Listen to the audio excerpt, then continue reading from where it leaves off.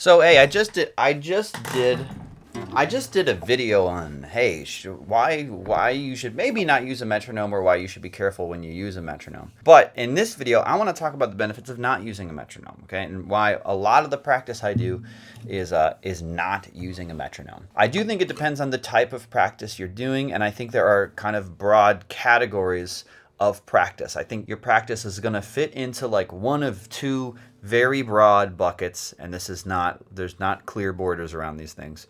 On the one side of things, you have a bucket where you're working more on musicality and you're working more on the performance of pieces you're working on. So this is what most people do when they sit down to practice, is they have a song that they know.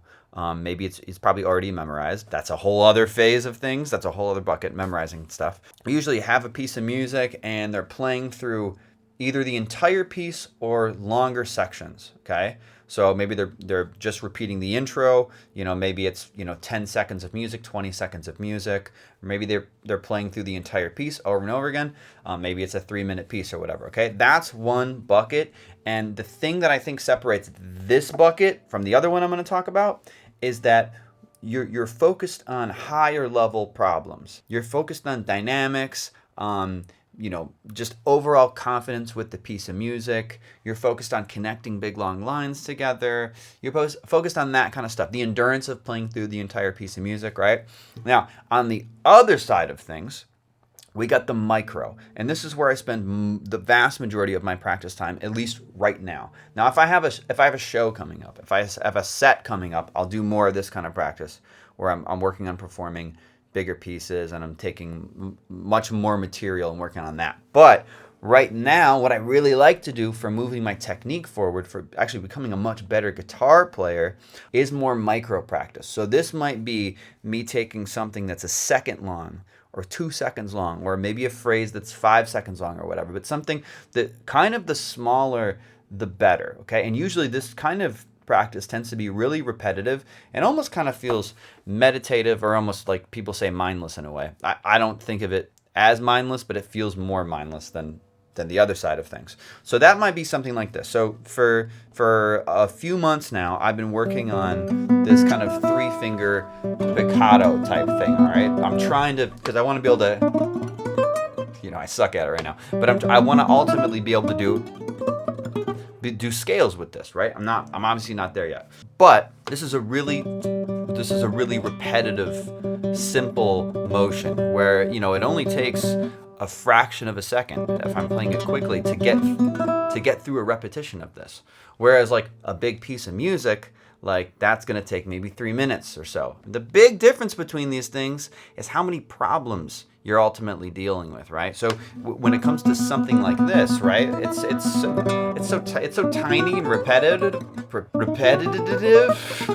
It's so small and repetitive that your scope is smaller, so you're dealing with less problems, which means that in a practice session where you do a lot of repetitions of a really small chunk of music, you're gonna end up working on a smaller amount of problems, but you're gonna hit it way more times, okay? And a lot of times that's what you need to really open your technique up and become a better guitar player mechanically, right?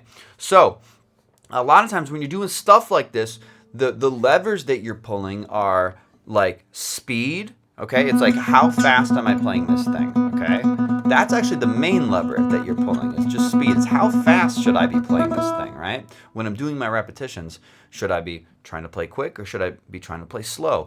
And I think that really the real is that you should be using a variety of different speeds, and I think it should mainly be dependent on the way the movement actually feels in your hand. Okay, so let's say like I'm working on something like a 3-finger piccato, and I'm trying to change strings, right? I'm trying to go da da da da da da da da, something like this, right?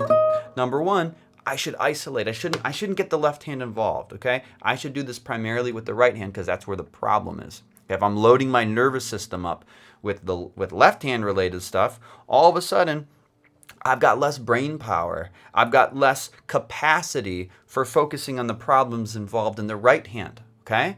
And right hand is a great thing to work on alone because it produces the sound. So, you know, if I want to be able to do fast scales like this with 1, 2, 3, 1, 2, 3, 1, 2, 3, unless I can do this first, right?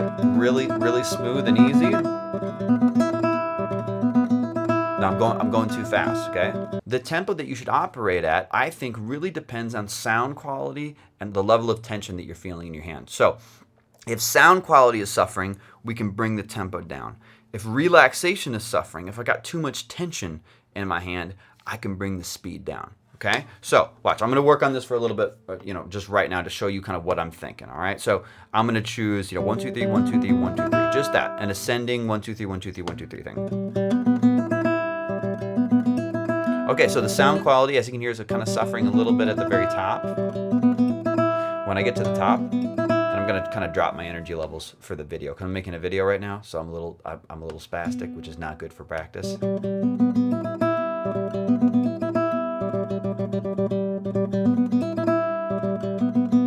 I dropped the tempo because my reps were being uneven. Okay, I'm feeling pretty relaxed in my hand. Could I feel more relaxed? I don't know. Let me take a little break. I'm going to wait a second. And I constantly employ breaks as well. Okay, I'm going to come back to it. Now what's nice is I can dynamically react to what I'm feeling and what I'm hearing.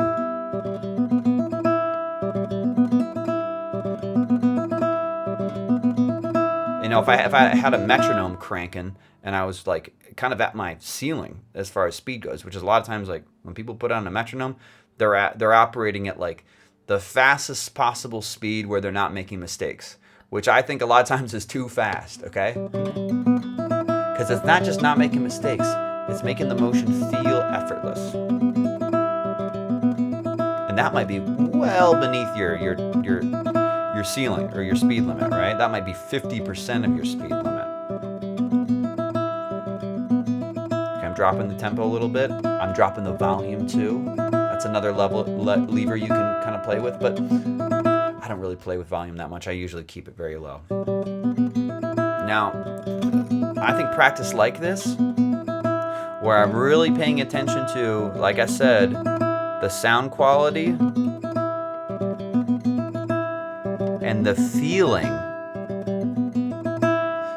you know, acquiring the right feeling. And one of my favorite guides for like what should this ultimately feel like is take what you think the motion should actually be and do it in the air a little bit, and all of a sudden you'll be able to move the fingers kind of in a broad way, like it's not specific, right? Because getting the fingers on the strings and having them strike through the strings accurately in the same place on the fingertip every single time is like the differences are so minute. They're so tiny that if you take the hand off of the strings and all of a sudden you're not trying to control quite as much, you can kind of feel, oh, maybe this is what the motion could ultimately feel like. Okay, and then maybe I'll try to apply that to the string, and all of a sudden that feels so much easier, right? And you can see, as soon as I add my left hand to the mix, what happens? My right hand starts to suffer. It's not that I'm screwing up with my left hand. This is easy with my left hand. And most advanced players know, like, you know, usually it's a right hand that's holding them back with stuff like this. When I add that left hand, when I load my nervous system up with more tasks than it's ready to actually handle, this guy suffers. Right? And so all of a sudden I have my left hand, and guess what's happening over here? I'm doing less good reps over here. I'm doing bad reps over here, which is going to stop my progress. Okay? So I want to stick to that right hand alone for a long time, way longer than you want to. This needs to feel completely comfortable. Once it does, then I can maybe add the left hand, but I can feel still. Okay, there we go. As soon as I add that, this starts to suffer. So I'm not ready to add that yet. So I know the theme was supposed to be on metronomes, but I think the issue with metronomes is that it can lock you into a certain gear, and it's usually a pretty high gear. Practicing without the metronome, this really kind of like repetitive stuff where you're really paying attention to feel and everything, you can do one rep at like 100% speed, and you can do the next rep at 20% speed because you're feeling too much tension and the sound quality is suffering. And you can really kind of like, you can dynamically, move that lever of the speed depending on exactly what your hand needs. And I think, again, keeping that sound quality high and keeping that relaxation high, that tension really low, super important as you scale something upwards. All right. Now listen, you want to become a god at guitar? Click down below, dude. I got a little link for you there, and I could help you become really good. I actually help people with this stuff. I do a lot of coaching and stuff, so if you're interested at all in that, you can click down below. There's a video where you can learn more stuff and, maybe work with me, Sam, okay? And I can get you relaxed, okay? I can chill you out, bro. I can fix that right hand up. I can fix that left hand up, okay? Click down below if you're interested in that. If not, get lost, buckaroo. I'll see you in the next vid. Bye.